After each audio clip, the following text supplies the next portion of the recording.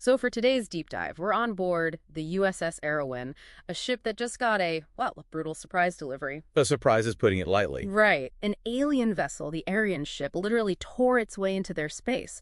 Our mission is to unpack the science, the catastrophe, and the very high-stakes human drama all happening at once. And that arrival, that's the first huge mystery. This wasn't a clean jump, you know.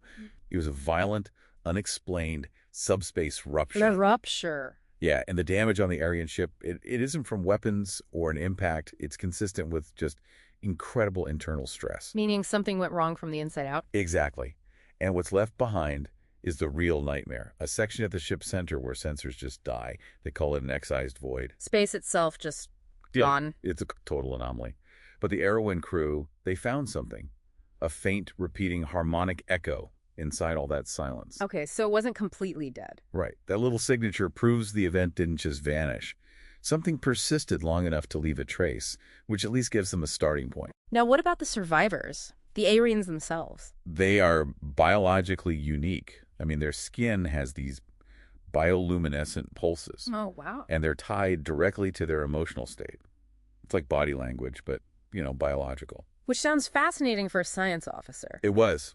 But it also created this immediate, huge ethical problem. Chief Science Sorvak, he needed to observe those pulses to get the universal translator working. Of course. But Chief Medical Amberlin, she insisted on informed consent first. You can't just study a patient without permission. So a classic conflict, science versus medical ethics. How did they solve that without spending months on it? They got a massive shortcut.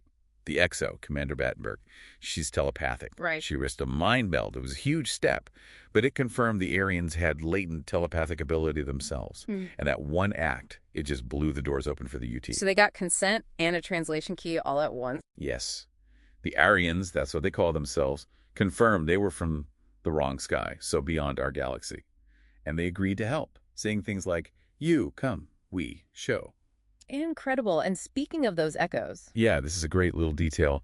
Ensign Balen, she had this personal project, a nebula in a jar. A nebula in a jar. Basically ionized microparticles. She realized that the fading energy from the void was making her nebula react. That residual energy is still having physical effects, even outside the Aryan ship. That's a huge discovery, but while all this cosmic drama is unfolding, things were getting pretty tense for one of the junior officers, right? Yeah, Ensign Ryan Collingway. He's been overworking, just running himself into the ground. Why? He's dealing with trauma from the USS Thesia disaster about 7 months ago. He took the blame for his senior officer's death. And to make things worse, his father is really pressuring him, using some pretty cold language about him needing another visit from the Borg. It's awful. Yeah. But the real shocker comes from Counselor Barta, who's a Benzite. He dug into the forensics. And what did he find? Well, Ryan's report said he fired 6 phaser shots. The phaser's logs show only 4 were fired.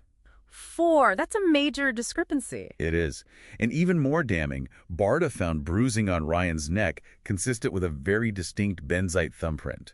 It strongly suggests the deceased officer, Eltine Menden, also a Benzite, may have actually attacked Ryan. So Ryan's guilt, it might be a complete fabrication, a cover-up. It reframes everything. The XO has now offered him Vulcan Kolinar meditation to help him access those memories and hopefully find some peace. So you have this amazing parallel. The Arawyn is stabilizing a collapsing void on an alien ship while also trying to piece together a collapsing truth in an officer's mind.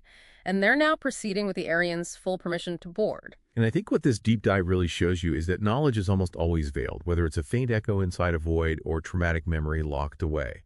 And the breakthroughs here, they didn't really come from the fancy tech, like the UT. They came from a direct, simple act of connection. A mind meld that built trust, and a compassionate offer of help to a struggling crewman. It suggests the most complex problems sometimes need the most human solutions.